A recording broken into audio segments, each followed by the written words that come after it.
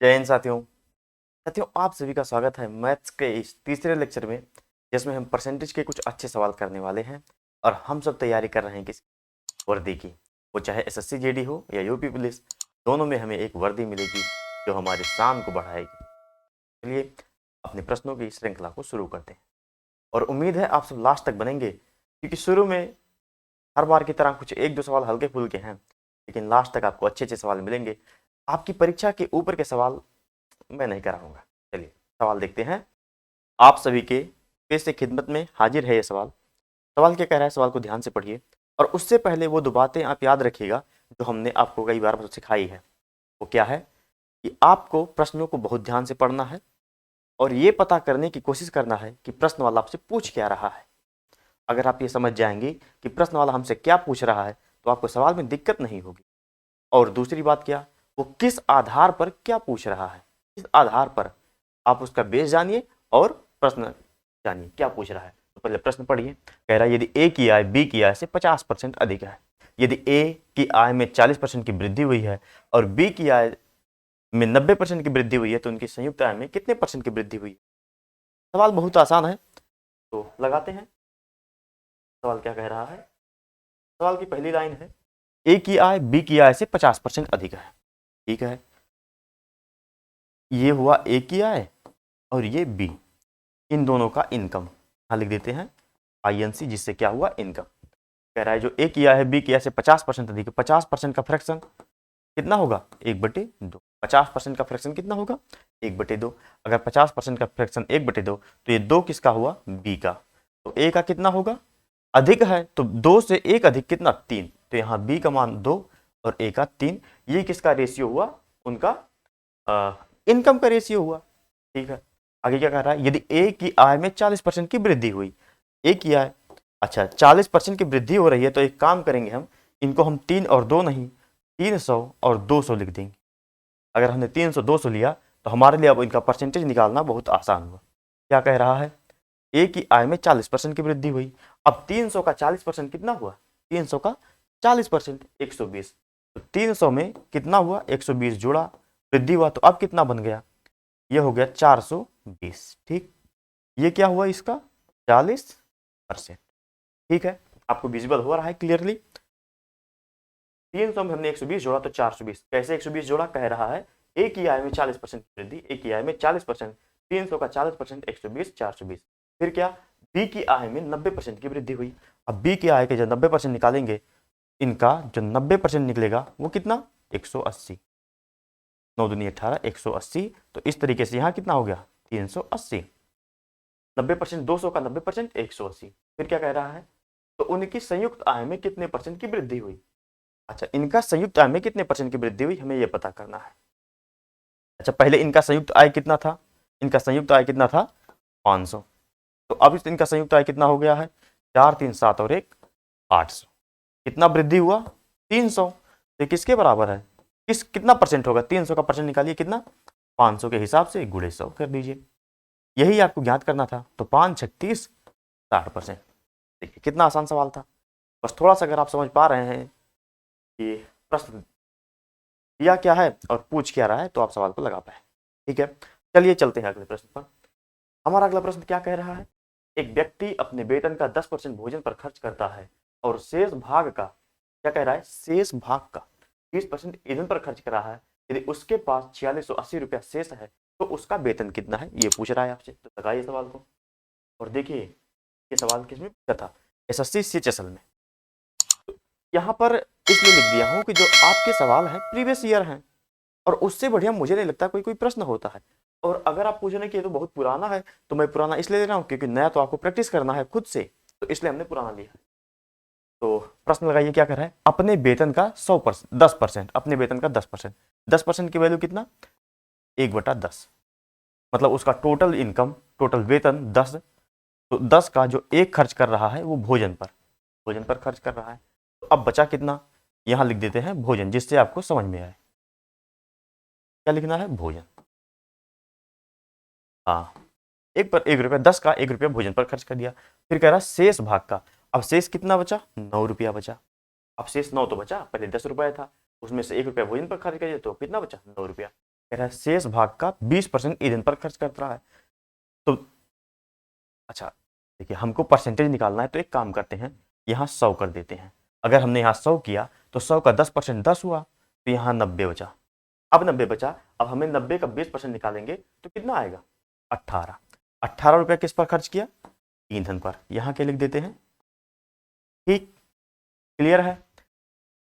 अब कह रहा है, अब 90 का जो 20% खर्च कर दिया, तो कह रहा है कि यदि उसके पास 4680 रुपया शेष है, 4680 रुपया, बताइए 18 रुपये फिर खर्च कर दिया, तो अब उसके पास कितना बचा? 8 2 10 और 6 6 1 7 नहीं 7 7 1 8 2 9, 72 और 18 कितना? 80। 72 और 18 80। अच्छा, यहां तक आप सबको समझ में आया। अब कह रहा है यदि उसके पास अभी इतना रुपया बचा है, हमने माना कि उसका वेतन 100 रुपया था, तो उसके पास अब 72 रुपया बचा, तो ये 72 किसके बराबर है? 4680 के। यही तो कह रहा है प्रश्न में। भाग दे दीजिए, तो 72 से भाग देंगे कितनी बार जाएगा? 4680 बटे 72 गुणे 100। यही आपको करना है, निकाल लीजिए। तो यहाँ से कीजिए, देखिए यहाँ से अगर हम काटेंगे तो ये है 46, तो 7 6 42 है ना, तो ये 6 बार जा रहा है, और 6 में शुरुआत किससे है? सी में, तो हमारा सी सही होगा। अभी हमारा कुछ बच रहा है तो 500 आ जाएगा। ठीक है, आएगा समझ में?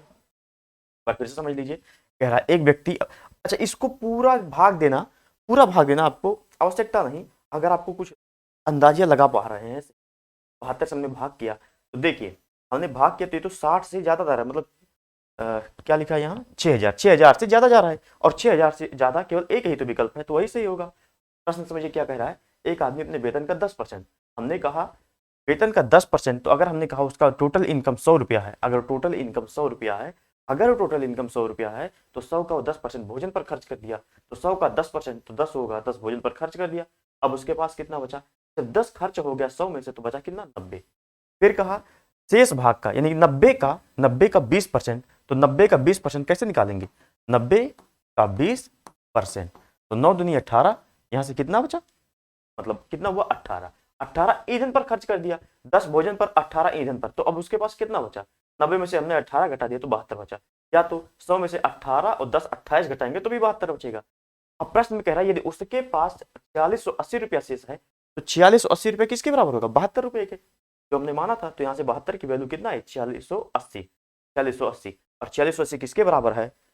72 के। तो यहाँ से एक की वैल्यू आई, एक का वैल्यू 4680 बटे 72। हमें क्या करना था? उसका वेतन कितना था? 100, तो हमने 100 से गुणा कर दिया, हमारा वेतन निकल गया 6500। ठीक, आया समझ में? आगे चलते हैं। हमारा अगला प्रश्न क्या है, यदि किसी विद्यालय में 70% विद्यार्थी लड़के हैं और लड़कियों की संख्या 504 है, तो लड़कों की संख्या ज्ञात करनी। ये आसान सा सवाल है, और आप लगाइए। 70% जो विद्यार्थी हैं लड़के हैं, और लड़कियों की संख्या दी हुई, ये हमने सवाल कराया है क्या? मुझे ऐसा क्यों लग रहा है कि मैंने इसके पहले सवाल कराया। देखिए चलिए लगा लेते हैं। देखिए 100% विद्यार्थी हैं, टोटल विद्यार्थी 100%, यहाँ लिख देते हैं विद्यार्थी, जिससे आपको क्लियरली समझ में आए कि किसके बारे में यहाँ 100% की चर्चा की है। 100% क्या होता है? विद्यार्थी। स्कूल में कितने परसेंट विद्यार्थी होंगे? कुल 100%। 100% में से 70% क्या है? 70% बॉयज, लड़के हैं। ठीक, बचे कितना? 30%।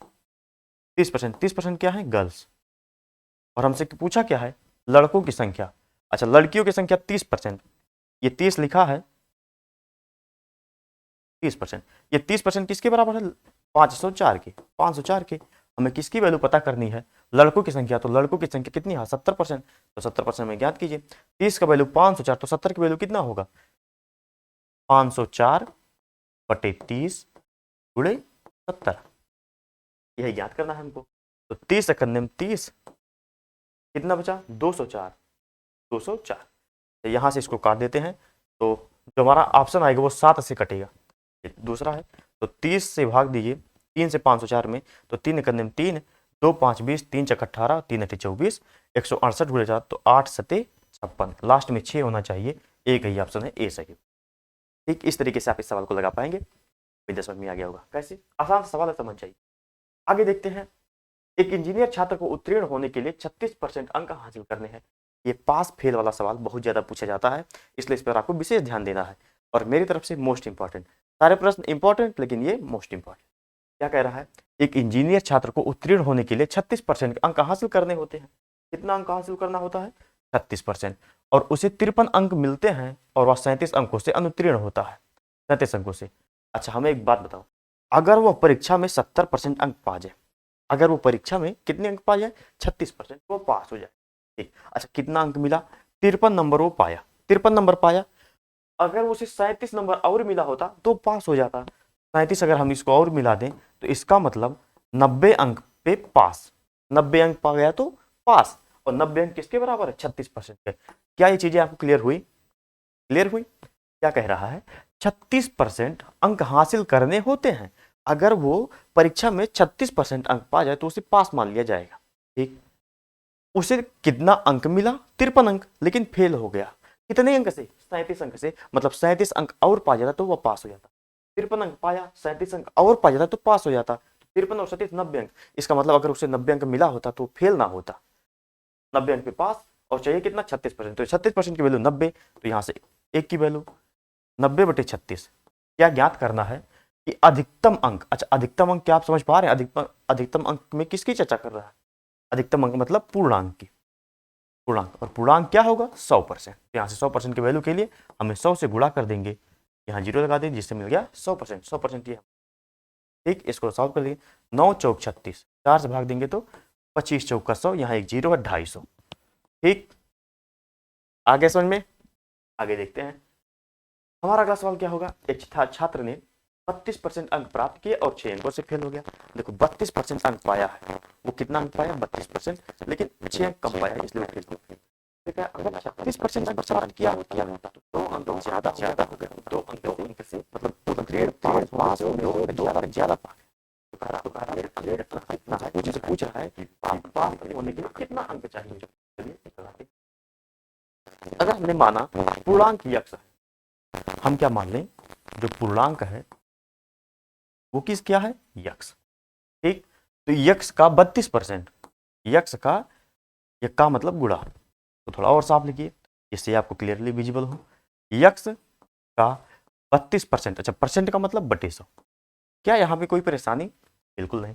6 अंक से फेल, तो अगर ये 6 अंक और पा गया होता तो पास हो जाता। अच्छा बताइए ये क्या चीज समझ, 32% अंक पाया है तो किस चीज का 32%, पूर्णांक का 32%। पूर्णांक अगर यक्ष है तो यक्ष का 32% ये तो पाया है, और 6 अंक से फेल हो गया, अगर हम उसको 6 अंक और दे दें तो ये पास हो गया, यहां से पास हो गया। यदि उसने 36 अंक प्राप्त किए होते, 36%, अच्छा यक्ष का अगर 36%, क्या कह रहा है यक्ष का 36%, यक्ष का 36%, तो वह 2 अंक से उत्तीर्ण हो जाता, मतलब पास होने से 2 अंक ज्यादा, तो हमने घटा दिया 2।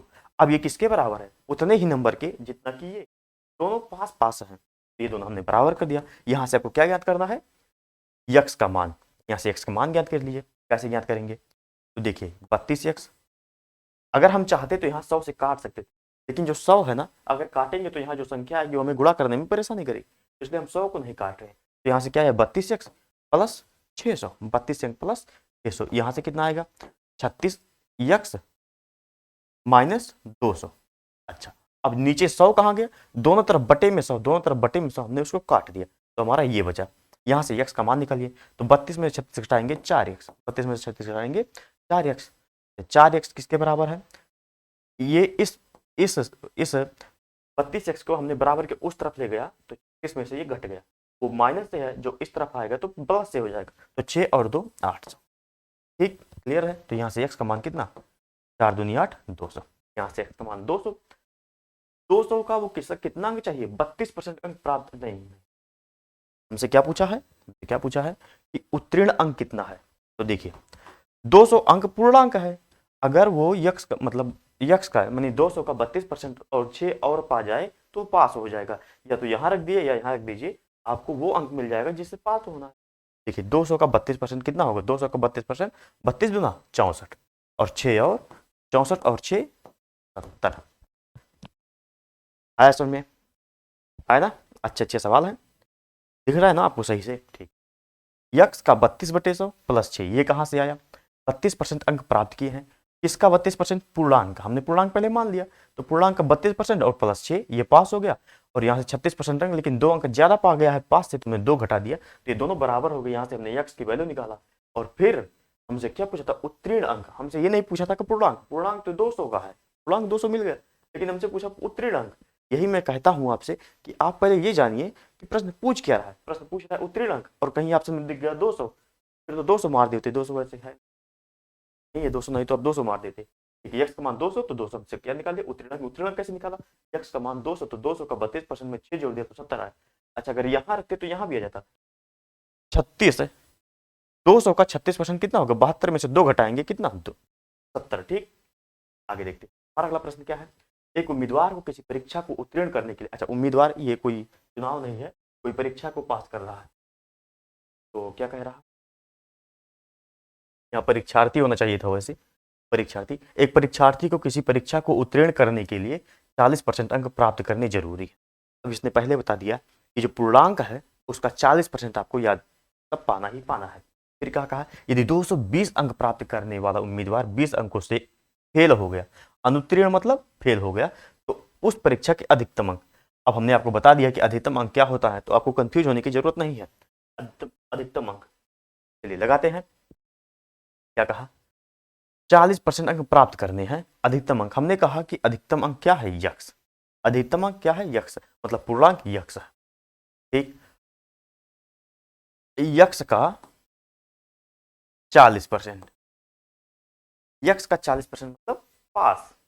फिर क्या कहा कि 220 अंक प्राप्त करने वाला उम्मीदवार, कोई आदमी कोई मतलब फिर यहाँ उम्मीदवार यहाँ होना चाहिए परीक्षार्थी, तो 220 अंक प्राप्त किया, उसके बाद 20 अंक से फेल हो गया, अगर हमने इसको 20 और दे दे तो ये पास हो गया। ठीक, यहाँ पर आपको फेल पास कराना है, आपके हाथ में है, किसी को भी नंबर दे सकते हैं, तो हमने इसको 20 नंबर दे दिए, ये पास हो गया। यहाँ से हमें क्या ज्ञात करना है, यक्स की वैल्यू, तो 40 और ये 100 को काटेंगे कितना आएगा 2/5। ठीक, तो यहाँ से क्या है 2x बराबर, इसको जोड़ लीजिए कितना आएगा 240, 240 तो आएगा, तो 240 में किसके गुणा करना है 5 का, तो 240 पंचे, तो 24 पंचे 120, 24 पंचे 120, 120 और यहाँ से 0, तो यक्स की वैल्यू 2 6 12 600। ठीक, कैसे लगाया हमने, कहा 40% अंक प्राप्त करने तो बहुत जरूरी, तो यह किसका 40% पाएगा। अब आप तो ये तो समझ पा रहे होंगे 40% किसका पाएगा, तो वो अधिकतम अंक का ही पाएगा, अधिकतम अंक का हमने 40% निकाला। अच्छा अधिकतम अंक का 40% मतलब पास, ये पास हो गया। ठीक, ये किसके बराबर है, कोई आदमी था जो इम्तिहान देने गया, अब उसको 220 नंबर मिले, अब रोते हुए घर आया, कहा कि 20 नंबर और मिला होता तो मैं पास हो जाता, मतलब 20 नंबर और दे दो तो पास, तो 20 जोड़ दे दो। ठीक, परीक्षा सब मतलब ये प्रश्न समझ में आ गया होगा। आगे चलते हैं, हमारा अगला प्रश्न क्या है, किसी विद्यार्थी ने विज्ञान के विषय में 300 में से 32% अंक अर्जित किए हैं, 300 में से, ठीक 300 में से 32% कोई पाया है। अब वह भाषा का कोई विषय दे रहा है, मतलब भाषा है कोई, उसमें 200 अंक वाला प्रश्न, भाषा का पूर्णांक कितना है 200, 200 वाले प्रश्न में कितने प्रतिशत अंक अर्जित करे ताकि उसके कुल मिलाकर 46% हो जाए, कुल मिलाकर 46% हो जाए। आप समझ पाए क्या पूछ रहा है, कि विज्ञान का विषय है 300 नंबर का, उसमें 32% अंक वो पाया है, 300 में 32% आया पाया है, उसको पाना कितना है कुल 46%, दोनों मिलाकर के, विज्ञान और भाषा दोनों को मिलाकर के, एक में 32 पाया है, तो ये 200 अंक वाला प्रश्न है। तो इसको हम उससे लगा सकते हैं, क्या नाम है उसका, एलिगेशन मेथड, इसको हम एलिगेशन मेथड से लगा सकते हैं, लेकिन हमने वो आपको बताया ही नहीं है, तो वो आपको एलिगेशन में बता देंगे। बाकी इसको नॉर्मली कैसे लगाएंगे वो देख लीजिए। कह रहा है 300 में से 32% अंक पाया है, तो 300 का 32% कितना होगा, 300 का 32% कितना होगा बताइए। तो कहेंगे आप यहाँ से 2 जीरो काट दिए तो 32 दिया कितना होगा 96, 96 अंक वो पाया है, कुल मिलाकर 46% अंक प्राप्त करना है। देखो 96 पाया है, कुल मिलाकर 46% अंक प्राप्त करना है, कितने का 46, देखो 300 अंक का पूर्णांक एक ये, 200 अंक का पूर्णांक ये, तो टोटल उसका पूर्णांक कितना है टोटल 500, 300 विज्ञान का और 200 भाषा का, तो 500 का उसको कितना पाना है 46%, 46%। देखिए पर इतना आसान प्रश्न है, बस थोड़ा सा आपको समझना है, प्रश्नों को ध्यान से पढ़ना है और क्या पूछ रहा है इस पर थोड़ा सा ध्यान देना है। देखिए 500 का 46% निकालना है, इसको काट दीजिए, 46 पंचे कितना होगा 5 31 के 0 हासिल 3, 5 20 3, 5 20 3 23, ठीक 230 अंक पाना है, 96% तो पा गया है, तो उसको और कितने अंक चाहिए 200 में से, तो देखिए 230 में से 96 पाया है, तो हम क्या करते हैं 230 में से 96 माइनस कर देते हैं, कितना बचा 6 4 10, 9 3 12 और 134। अब उसको 134 नंबर पर चाहिए 200 200 वाले प्रश्न में से एक कितना चाहिए 134 नंबर। तो बताइए 200 का यक्स परसेंट किसके बराबर है 134 के। 134 ही तो है, 134 है, तो यहाँ से x की वैल्यू कितनी हो जाएगी, x बराबर 2 से भाग दिए तो 2 छक 12 2 7 14, मतलब 67%। 67%। देखो प्रश्न पूछ रहा था कि कुल मिलाकर 46% अंक प्राप्त करना है। दो विषय है, एक विज्ञान का एक भाषा। विज्ञान में वो कितना 32% अंक पाया है और दूसरे में कितना परसेंट पा जाए कि उसका 46% हो जाएगा। एक पेपर 300 का, एक पेपर 200 का। हमने क्या याद कर लिया, एक पेपर 300 का, दूसरा पेपर 200 का, तो उसके कुल पूर्णांक कितने होंगे 300 और 200 मिला करके 500 नंबर का उसका पूरा पूर्णांक बनेगा। अच्छा 500 में से 46% पाना है तो 500 का 46 पहले हमने निकाला, 500 का 46% कितना आया 230। कितना आया 230। 230 उसको टोटल नंबर कितने पाने हैं 230। तो मिला कितना है, विज्ञान के विषय में केवल 32% पाया, 300 का 32%, यहाँ से 300 का 32% कितना है 96, उसको पाना है 230, कितना है 96, तो उसको कितने और अंक चाहिए 230 में से 96 घटाए कितना है 134। 134 उसको और 200 अंक का मतलब 200 का यक्स परसेंट। यक्स क्यों, यक्स क्या है, यक्स हमने वैसे मान लिया कि माना अगर उसको 200 में से 200 का यक्स परसेंट अंक पाए तो 40% हो जाएगा, दोनों को मिल जाएगा। तो यहाँ से हमने यक्स परसेंट 200 का यक्स परसेंट के बराबर 67 के, तो उत्तर कितना है 67%। इसका मतलब अगर वो भाषा के विषय में 67% अंक पा जाए तो उसको कुल करके 46% अंक हो जाएंगे। सवाल समझ में आ गया होगा, आगे देखते हैं। हमारा अगला सवाल है, तो विद्यार्थी किसी परीक्षा में बैठे, इनमें से एक ने दूसरे से 9 अंक अधिक प्राप्त किए, तो उसके प्राप्तांक दोनों के अंकों के योग के 56% के बराबर थे। तो प्राप्त किए गए अंक, लगाइए सवाल को कैसे लगा पाएंगे। दो विद्यार्थी किसी परीक्षा में बैठे, इनमें से एक ने दूसरे से 9 अंक अधिक प्राप्त किए।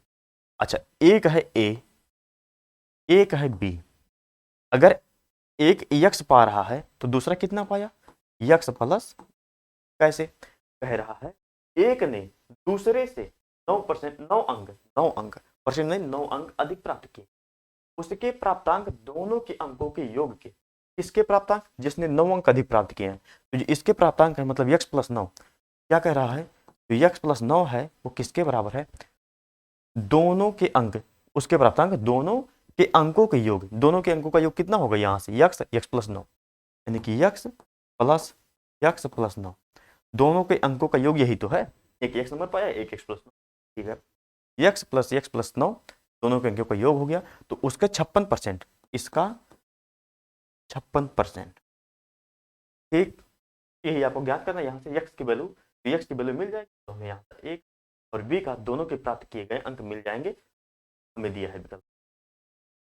इसको लगाइए, कैसे लगाएंगे इसको, चाहे तो यहाँ से काट सकते हैं, अगर काटेंगे तो ठीक ही रहेगा। चलिए काटिए, तो 7 25 चौका 100, 25 चौका 100, तो 4 से काटेंगे तो 4 14 चौके 56, तो यहाँ से कितना ये 2x प्लस 9, इसमें किससे गुणा करना है 14 से। अच्छा 25 भाग दे रहा है तो इधर गुणा करेगा, तो 25 में जब गुणा करेंगे कितना आएगा 25 गुणे x 25x, 25 गुणे x 25x प्लस 25 नवा 225। ठीक यहाँ तक समझ में आया, यहाँ से x को निकालना है, तो 14 दूनी 28x प्लस 14 नवा 126, पहाड़ा याद कर लीजिए जिसको नहीं याद है। ठीक तो 25x प्लस 225 ये बराबर है, ये लाइन आपको समझ में आ गई है, क्लियरली विजिबल है। तो यहाँ से हमको x की वैल्यू निकालनी है, तो 25 में से 28 गए 3x और 225 में से 126 घटाएंगे कितना बचेगा 99। देखिए 225 है और 126 घटाना है, अगर ये 125 होता तो 100 बचता, लेकिन 26 है तो 99 बचा, तो यहाँ से यक्स की वैल्यू 33, यक्स की वैल्यू 33, इनमें से एक 33 होना चाहिए, ये 33 है, वैसे भी 33 एक हो गया, एक का आ गया 33 और दूसरे का 33 और 9 42। ठीक देखिए कितना आसान सवाल है, कितना भी कठिन लगा दो आपको आसान ही लगेगा, क्योंकि आपने बेसिक क्लियर है, आपका बेसिक क्लियर है तो आपको सारे सवाल आसान ही लगेंगे। हमारा अगला सवाल क्या कह रहा है उसको लगाइए। कह रहा है एक सर्वेक्षण में सर्वेक्षित लोगों में से 70% के पास कार है और 75% के पास टीवी, यदि 55% के पास दोनों मतलब कार और टीवी दोनों था, तो सर्वेक्षित लोगों में से कितने परसेंट ऐसे हैं जिनके पास ना तो कार है ना टीवी है, ये हम सवाल हमको लगाना है। इस सवाल को बनाते समय हमने जैसे हम प्रश्न जब बना रहे थे तो उसमें हमने देखा ये सवाल था, प्रीवियस ईयर में पूछा था, तो हमने सोचा क्यों ना इसको ऐड कर दिया जाए। ये सवाल लगाना इतना आसान है अगर आपको ये कंसेप्ट पता है जो मैं आपको बता रहा हूँ। यक्स मान करके लगाना मुझे उतना अच्छा नहीं लगता। हमने इंटर में, आप में से शायद सभी लोग ऐसे होंगे जो कि इंटर पास कर लिए होंगे, तो इंटर में एक चैप्टर था समुच्चय, हमने समुच्चय को पढ़ा था, तो वहाँ पर ऐसा सवाल था, तो इसलिए हमने इस सवाल को लिया है। तो परसेंटेज का सवाल है तो लगाइए। इस सवाल को लगाने के लिए हम एक खास तरह का डायग्राम बनाएंगे कुछ इस प्रकार का, जिससे जो ये गोला है, ये गोला किसका प्रतिनिधित्व करे, कार का। कि इस गोले में वो लोग रहेंगे जिनके पास कार है, और इस गोले में वो लोग रहेंगे जिनके पास टीवी है। तो अच्छा, दोनों में कॉमन है ना, तो ये कॉमन किसका प्रतिनिधित्व कर रहा है, जिनके पास कार और टीवी दोनों है। ठीक है, कार टीवी दोनों किसके पास है, 55%। 55% के पास कार और टीवी दोनों है। 70% के पास कार है, कार कुल 70% के पास है, 55 के पास दोनों है। तो कितने लोग ऐसे हैं जिनके पास केवल कार है, 15। कैसे, 55 और 15 मिलकर के 70 हो रहा है। 75% के पास टीवी था, 75%, 55 के पास दोनों है, तो कितने पास केवल टीवी है, 55 और 20, 55 20 75।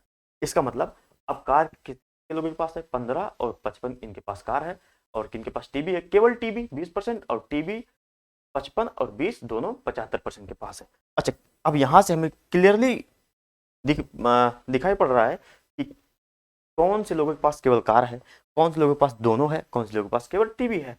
ठीक, तो जोड़ लीजिए, 55 15 70 20 90। 90% ऐसे हैं जिनके पास या तो कार है या टीवी है, दोनों है। पूछा जिनके पास कुछ नहीं है, वो ऐसे कौन से लोग हैं। देखो कुल कितने हैं, कुल 100 लोग, मतलब 100%। और 100% में से 90 घटा देंगे, 10% बचेगा। अच्छा, किसी लोगों का सर्वेक्षण हुआ, उत्तर कौन सही होगा, सी।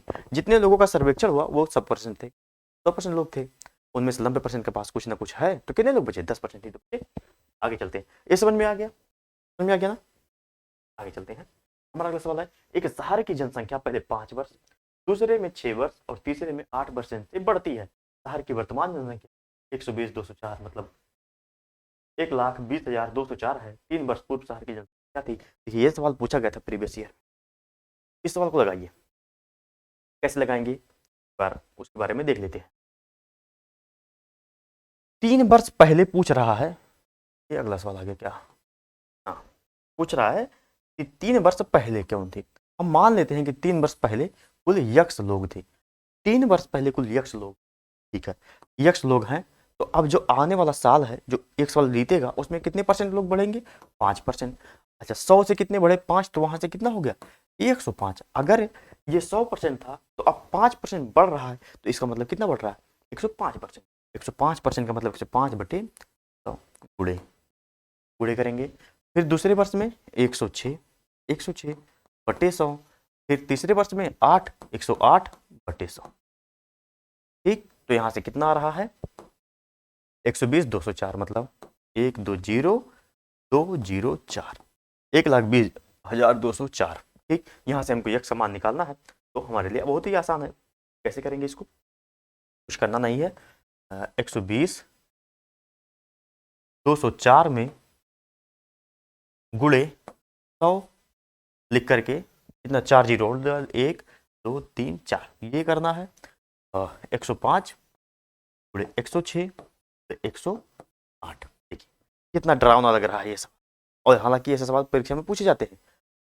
सवाल इतना आसान है तो परीक्षा में क्यों पूछ रहा है, वो आपका देख रहा है कि मेंटल स्टेटस कहीं आप परेशान तो नहीं हो रहे हैं। तो इसको लगाने के लिए एक कंसेप्ट है, परेशान नहीं होना इसको देख करके। इस सम के लिए कई सारे कंसेप्ट बचे हैं कैलकुलेशन से बचने के लिए, जैसे डिजिटल सम, यूनिट डिजिट, ऐसे कई सारे हैं। इसको लगाइए, कैसे लगाएंगे। डिजिटल सम यहाँ से कितना हो गया, 9, 6 और 1 7, और 5 और 1 6, तो 6 7 42। अच्छा, 42 में 9 से गुणा करेंगे, किसी भी संख्या में 9 से गुणा करेंगे 2 में, तो उनका डिजिटल सम 9 ही आएगा। तो किसी भी संख्या में 9 से गुणा करेंगे तो हमारा डिजिटल सम 9 आएगा। तो इसका मतलब जो नीचे का आ गया डिजिटल सम, कितना आया, नीचे का 9, ऊपर का कितना, 4 2 6, 6 2 8 और 1 9, 9/9। डिजिटल सम कितना आना चाहिए, डिजिटल सम 1।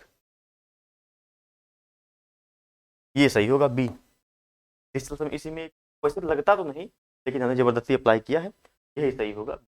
ठीक, आगे चलते हैं, हमारा अगला सवाल कौन सा है। हमारा अगला सवाल है कि गांव की 5,000 आबादी में पुरुष 10%, इतना आसान सवाल है, इतना बढ़िया सवाल है, लेकिन इसे तो लगाते समय जान निकल जाती है लोगों की। कैसे? क्योंकि उनको कंसेप्ट पता ही नहीं है, ट्रिक पता ही नहीं है, कौन सा लगेगा। कुल कितने लोग हैं, ट्रिक नहीं है, ये कंसेप्ट ही है। गांव की कुल आबादी कितना है? 5,000। 5,000 कुल आबादी है। कह रहा है पुरुष 10% बढ़े और महिलाएं 15% बढ़ी, और इसके बाद आबादी 5600 हो गई। 5,000 से कितना हो गया? 5600। कितना बढ़ा दोनों में? 600। 600। एक 10%, दूसरा 15%। अगर दोनों 10% बढ़ती, इसको लगाने का बेसिक तरीका क्या है मैं आपको बताता हूँ। लोग लगाते हैं सवाल, क्या कहेंगे कि अगर 5,000 कुल आबादी है, माना पुरुष कितने हैं, यहाँ लिखते हैं, माना पुरुष यक्स हैं, तो महिलाएं कितनी? 5,000 माइनस यक्स। यहाँ आ गया पुरुष, यहाँ हमने पू लिखा है। दिख रहा है क्या आपको? नहीं दिख रहा सही से, यहाँ लिख देता हूँ। यक्स क्या है? पुरुष, और ये महिलाएं। ठीक, कह रहा है पुरुष 10% बढ़े, मतलब यक्स का 10% मतलब 110 बटे 100 प्लस महिलाएं 15%, तो महिलाएं कितनी है? 5,000 माइनस यक्स बटे नहीं गुणे 115 बटे 100। यहाँ 115 लिखा है। ठीक, इसको लगाएंगे तो ये किसके बराबर हो गया? अब ये यहाँ से बढ़े, ये यहाँ से बढ़े, ये किसके बराबर हो गए? 5600 हो गए। इस समीकरण को सॉल्व करके इस सवाल को लगाएंगे तो आप चाहे देखिए टेढ़ा लिखा है, टेढ़ा लिखा है, थोड़ा सा एडजस्ट कर लीजिएगा, मैं अगली बार सीधा लिखने का प्रयास करूंगा। इस समीकरण को लगाने के बाद जो उत्तर आएगा वो आएगा। तो मैं कहता हूं इतना समीकरण आपको नहीं लगाना है, यहाँ थोड़ा सा अपना दिमाग लगाइए इस सवाल को लगाने। 5,000 से 5600 हो गए, एक बढ़ा 10%, एक बढ़ा 15%। मैं कहता हूं अगर दोनों 10% बढ़ता, अगर ये भी 10%, ये भी 10%, तो 5,000 का 10% कितना होता? 500। 5,000 का 10% कितना होता? 10% 500। लेकिन ये कितना है? 600। और 600 कहाँ है? 600 कहाँ है?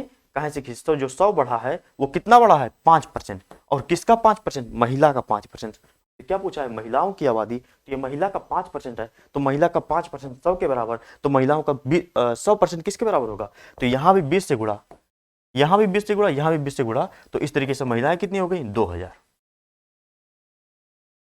थोड़ी सी प्रैक्टिस कर लेंगे, मुंह जबानी बताएंगे इसको कैसे। 5,000 लोग थे, 10% 15%, अगर दोनों 10 बढ़ते तो 5,000, 100 बढ़े हैं तो कितना हो गया? 5%, मतलब 5,000 का 5 मतलब जो 100 5600 ना 100 बढ़ा है, तो 100 किसके बराबर है? 5% के। 5% 100 के बराबर, तो यहाँ से 100% की वैल्यू 2,000। मुंह जबानी लगाना तो प्रैक्टिस करना पड़ेगा। इस तरह की फायदेमंद होगा। समझ लीजिए गांव की आबादी कितनी है? 5,000। हम माना गांव में पुरुष कितने हैं? यक्स। पुरुष मान लीजिए या महिला को मान लीजिए यक्स। तो जो दूसरी प्रजाति होगी, मतलब दूसरे लोग होंगे, पुरुष अगर कोई यक्स माना है तो महिलाएं कितनी बचेंगी? 5,000 माइनस यक्स। 5,000 माइनस यक्स, महिलाएं बचेंगी। कह रहे पुरुष 10% बढ़ा, अगर पुरुष 10% बढ़ा, पुरुष कितने हैं? यक्स, तो यक्स का 10% बढ़ा तो 110 बटे 100। महिलाएं कितनी बढ़ी? 5,000 का 5,000 माइनस यक्स, महिलाएं बची। यहाँ समझिए 5,000 माइनस यक्स कैसे है, दोनों मिला करके 5,000 है ना, तो इसलिए। ठीक, तो यहाँ से 5,000 माइनस यक्स 15% बढ़ी है तो 115 बटे 100। अब ये दोनों जब बढ़े तो कितना हो गए टोटल? 5600। यहाँ से इसको सॉल्व करेंगे, यहाँ से जो यक्स का वैल्यू आएगा वो के बराबर होगा पुरुष के, तो 5,000 में से यक्स की वैल्यू घटाएंगे तो महिलाएं आ जाएंगी। ये एक ही कंसेप्ट है। एक दूसरा कंसेप्ट है, 5,000 लोग थे, 5600 हो गए। समझ में आ गया ना? आगे चलते हैं, ज़्यादा टाइम नहीं देंगे प्रश्न पर, क्योंकि हमें कई सारे प्रश्न करने हैं। 2 वर्ष पहले किसी कस्बे की जनसंख्या 62,500 थी। बड़े नगरों में जनसंख्या का पलायन होने के कारण जनसंख्या में 4% वार्षिक दर से कमी होती है। कस्बे की वर्तमान जनसंख्या कितनी है? इस सवाल को लगाना है। सवाल लगाने के कई सारे तरीके होते हैं, लोगों का अपना अपना नजरिया होता है। देख, 2 वर्ष पहले कस्बे की जनसंख्या 62,500 थी। अब कितना है? 62,500। 62,500। बड़े नगरों में जनसंख्या पलायन होने के कारण जनसंख्या में 4% की दर से कम हो रही है। ये 2 वर्ष पहले था, तो उसके 1 वर्ष बाद कितना बचेगा? 96 बटे 100। कैसे? क्योंकि 4% वार्षिक दर से कम हो रही है, तो इस साल कितना होगा? 4% कम होगा, फिर उसके अगले साल कितना होगा? 96% कम होगा। ठीक है, कह रहा है कस्बे की वर्तमान जनसंख्या कितनी है, तो इसी को सॉल्व कर लीजिए, मिल जाएगा। कैसे? 62,500 जनसंख्या है इस समय, 2 वर्ष पहले, मतलब अब है 2 वर्ष पहले फिर उसके अगले साल 96/100, 96/100 यहाँ से आ गया। इसको सॉल्व करिए, जो हमारा उत्तर आएगा वो हो जाएगा। चाहे तो इसको छोटा कर सकते हैं। अरे ये तो एकदम से छोटा हो गया। यहाँ कितना लिखा था? 96/100। कैसे छोटा कर सकते हैं? क्या है यहाँ? 4%। 4% की वैल्यू 1/25, मतलब 26/1 कम हो रहा है 24, 24/25, 24/25। इसको क्या लिख सकते हैं हम? 24/25 गुणे 24/25, 24/25 गुणे 24/25। इसी को सॉल्व करना है। 25 25 625 कट गया, तो 24 का स्क्वायर, 24 का स्क्वायर कितना होता है? 576। 576 तो कहाँ पर है 576? यहाँ पर है, ठीक, 576 ये सही होगा। स्क्वायर, स्क्वायर भी आप याद कर लीजिए, कम से कम 30 तक तो याद ही होना चाहिए। वैसे अगर 100 तक याद है तो बढ़िया है, कम से कम 30 या 50 मान के चलिए। 24 का स्क्वायर कितना होता है? 576, और यहाँ से 2 जीरो लगाएंगे तो 57600, ये हमारा सही हो जाएगा। ठीक, सवाल समझ में आ गया। जनसंख्या पहले कितना था? 65,500, 4% कम हुआ। 4% का फ्रैक्शन हमने किया क्या? 1/25, तो 25 पे 1 कम, यानी कि 24/25 गुणे 24/25, 57600। ठीक, आगे हमारा अगला सवाल है, दो प्रत्याशियों के बीच हुए एक चुनाव में कुल डाले गए मतों के 60% मत प्राप्त करके एक प्रत्याशी 14,000 मतों से विजयी हुआ। कितने वाले प्रत्याशी द्वारा प्राप्त किए गए मतों की? बड़े आसान आसान सवाल हैं जो कि पूछे जाते हैं, बस थोड़ा सा आपको कंसेप्ट पर ध्यान देना। कह रहा है प्रश्न में, क्या कह रहा है प्रश्न में? दो प्रत्याशी के बीच में चुनाव हुआ, कुल 100% वोट हैं। अगर दोनों 100 मतलब 50-50 पाएंगे तो मैच ड्रा हो जाएगा। मतलब जो चुनाव है वो ना तो इसके फेवर में ना उसके फेवर में। एक पाया 60%, एक पाया 40%, एक पाया 60%, एक पाया 40%। क्यों? साफ साफ लिखा है 60% मत प्राप्त करके एक प्रत्याशी 14,000 मतों से विजयी हुआ। तो ये पाया है 60%, ये पाया 40%, तो 14,000 मतों से विजयी हुआ, यानी दोनों के बीच में जो मतों का अंतर है वो कितना है? 14,000। तो इनके बीच में मतों का अंतर कितना है? 20%। 20% का वैल्यू कितना? 14,000। तो 100% की वैल्यू क्या पूछा है? तो जीतने वाले प्रत्याशी द्वारा प्राप्त किए गए मतों की संख्या। अच्छा, जीतने वाला प्रत्याशी कितने परसेंट मत पाया है? तो जीतने वाला प्रत्याशी 60% पाया, तुमको 60% की वैल्यू पता करनी है। यहाँ से 20 गुणे 3 60% हो गया, 14×3 42, 14×3 42, ये हो गया सी। आया में? आसान है ना? आगे देखते हैं। जो हमारा अगला सवाल है, हमारा जो प्रश्नों की श्रृंखला थी वो समाप्त हुई। मैथ्स के परसेंटेज का ये चैप्टर शायद आपको सारे सवाल आप लगा पाएंगे। प्रीवियस ईयर का प्रैक्टिस करते रहिए। अगर हमें समय मिला थोड़ा सा भी तो मैं आपके लिए जितने प्रीवियस ईयर हैं एसएससी जीडी के, मैं सारे करवाऊंगा। ये मैं आपसे शुरू से ही कहता आ रहा हूँ, इसमें कोई दो राय नहीं कि होगा ही नहीं, होगा, पक्का होगा, आपकी परीक्षा से पहले ही होगा। तो ठीक है, इस लेक्चर को समाप्त करते हैं। सारे प्रश्न समझ में आ गए होंगे। अगर कोई भी प्रश्न समझ में नहीं आया है तो आप बता दीजिएगा कि ये प्रश्न हमको समझ में नहीं आया। मेरी गारंटी है मैं उसको बताऊंगा कि नहीं, एक बार अंदाज ही लीजिए। तो वीडियो लाइक कर दीजिए, चैनल सब्सक्राइब कर लीजिए। मिलते हैं आपसे अगले वीडियो में एक नए चैप्टर के साथ, जिसका नाम होगा प्रॉफिट एंड लॉस। कल ही मिलेंगे। जय हिंद साथियों।